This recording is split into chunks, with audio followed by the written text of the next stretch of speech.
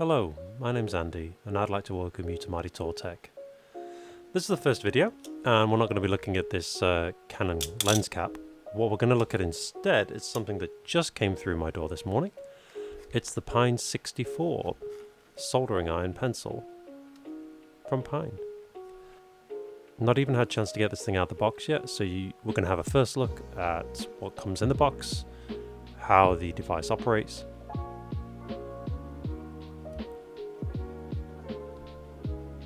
the attachments that come with it, the tips, and anything else you need to know to get up and running. So without further ado, let's get into it. We can put that straight to one side.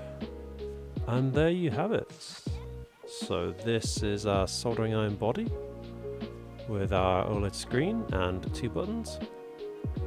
And we have a receptacle for the soldering iron. Tip. The tip is here. I've got to say, that tip is a lot shorter than I was expecting it to be. I mean, together, that's a really compact iron. That's no more than about 2 meters? 20 centimeters? Something like that. First thoughts are that the tip does have a little bit of flex in it. I'm not sure if that's coming across. Although, screwdriver, I see. Does have a small screw on the top. Does that? Oh yeah, that's it. That stops it moving around. Oh, okay, that's a good idea, that. I like it. I wish it wasn't a screw. It means I'm going to have to carry a screwdriver with it. I don't think one comes in the box or with any of the accessories, so... make of that what you will. Let's get some power. We're just going to be using a very small Anker power bank for this, and definitely not a cable that they recommend. We did get some other bits with this, but we're not going to be using those right away. What I thought we'd do first is see how it kind of operated out of the box. Okay, so it's telling us that we don't have a tip installed. That it would be correct. So let's go and pop the tip back in. Just happy that we've got a tip. I would guess that looks like the soldering iron is heating. That looks like a settings icon. I'm not sure what the number is for though, so let's go ahead and press this button. Oh, there we go, yeah, straight into the menu. So I suppose if we keep so this allows us to go through the menus. And I'm assuming this one goes into the menu. Yeah, I got it. How do we get out of it? Do we just hold? Oh, wow. Okay. Okay, I see. And then we get back out of the menu and back to the home screen, which means that this button here is going to be the one that heats the soldering iron. I don't think we're quite ready for that just yet. What we'll probably end up doing is we will get some of the other accessories out that I got with this. I did get a set of additional tips. I went for the fine set of tips. I don't do a lot of big soldering joints. Most of the stuff that I do is small TM2209 motor drivers for 3D printers, and maybe the odd occasional repair to an existing circuit board. Definitely no big heavy tracers. Wow, these are stuck in here. Oh, look at those. Actually, how does that compare to the other tips? That's very nice.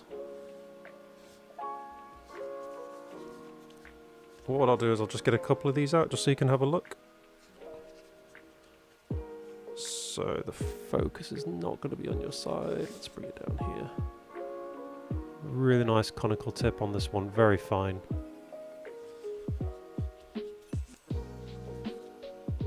Oh, there we go. We've got one with a flat spot. Very nice. Well, I think that's enough of the tips. Show you what else we got with this.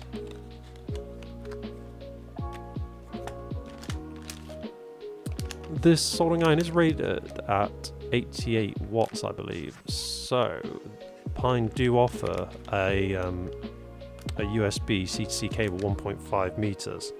that is meant to be able to take such power from a power delivery bank. I'm hoping not to have to use this. I think most of the soldering iron tips that I've got here are probably only going to be around the 18 to maybe 30 watts. I don't think anything's going to go any higher than that anyway, so hopefully that won't be needed, but it looks nice. It looks like it's made of silicon, so it should move quite easily. I also got the stand. It's nothing special, just a little bit of sponge material and obviously your wire stand. That's pretty much it.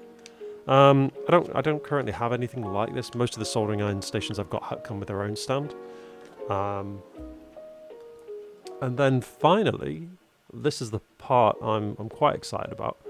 Pine also released a clear chassis for the soldering iron, so you can see the internals. Now, I wish more companies did this. I remember back in the day with the Game Boy, you basically could get the clear chassis version of it, and you could see all the electronics inside of it, and that is something I'm really excited for. So, it may not be the very first thing I do with this, but I think before this gets well loved, it's gonna be rehomed. So that's all the things that we got with it. What I'm going to do is I just want to power it on quickly, make sure it actually works. Try not to hold on to the end of it. I'm assuming we just press the button. See if I can make sure you guys can see.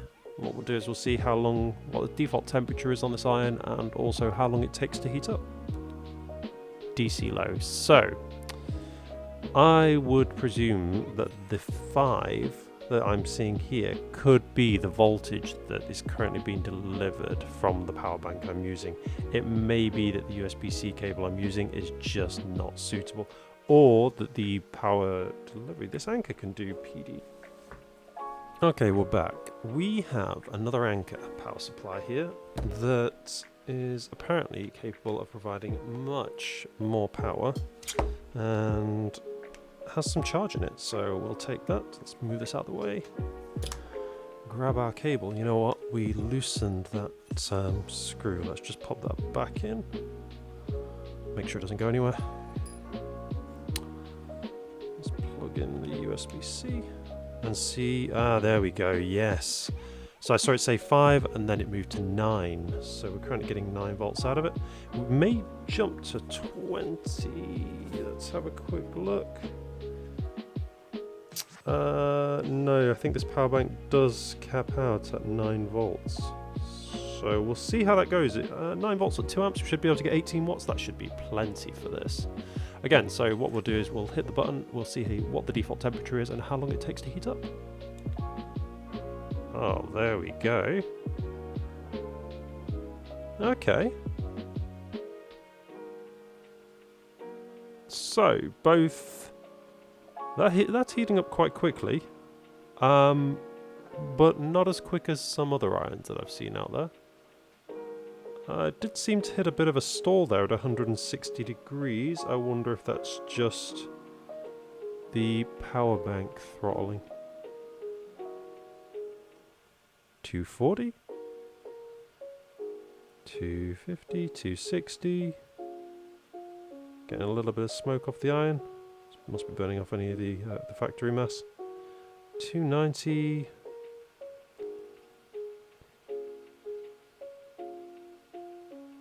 Right, okay, so it looks like the iron went to sleep there. It thought because we weren't moving it that we weren't using it. So 320 degrees, that's not a bad starting point for most irons. I'll be quite happy with that. Let's see if we press the plus. Single increments. I imagine we can change that in menu because most people are not going to do single degree increments and decrements. So hopefully we can go to like 10s or 20s or something like that. That's quite nice though that it's got a sleep feature. I think it must have like like some sort of accelerometer in there because as soon as I moved it, it woke up again. Unless it's just a tilt switch or something like that. Don't know. Oh no, it's definitely an accelerometer. Look at that. The screen changes side to side depending on which way you tilt it. That's quite cool. I like it. Oh, yeah. Okay. Well, that iron is red hot, so I'm not going to be touching anywhere near it. How do we turn the iron off? Do we press and hold the plus? Nope, that goes up. Do we press and hold the minus? Nope, takes us down. Does that get us out of it? I don't know. Are we back in the menu? Is this where we've got to be? Do both buttons do anything? We're still... okay, yeah, it looks like we're cooling down. So, pressing the down button and then pressing it again to get into the settings seems to get us out of it. To be honest, it's cooling okay. Okay. Well, I think that that's probably it for the first look at this soldering iron. What I think we'll do next is we'll crack out some printed circuit boards, get some fresh leaded solder, and we'll see how this iron performs. Thank you for watching.